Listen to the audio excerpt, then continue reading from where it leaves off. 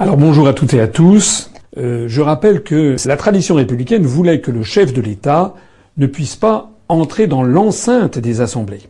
D'ailleurs, regardez par exemple sous la Ve République, ni Charles de Gaulle, ni Georges Pompidou, ni Valéry Giscard d'Estaing, ni François Mitterrand, ni Jacques Chirac n'ont jamais pénétré ni dans l'Assemblée nationale, ni au Sénat, ni au Congrès réunis à Versailles. C'était une tradition républicaine. Le chef de l'État ne devait pas, si peu que ce soit, donner l'impression de venir influencer le travail du législateur, c'est-à-dire des députés et des sénateurs.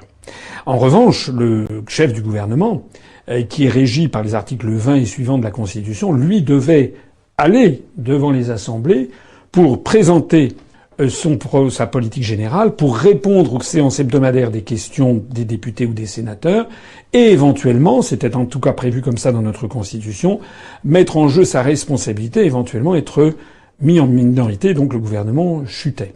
Ce point étant posé, donc personnellement, si un jour nous arrivons au pouvoir, je pense que dans les propositions de réforme constitutionnelle que je ferai, je reviendrai à la tradition républicaine, c'est-à-dire et je l'inscrirai d'ailleurs dans la Constitution, l'interdiction au président de la République, au chef de l'État, de pénétrer dans les enceintes des assemblées de telle sorte de sacraliser l'indépendance du législateur.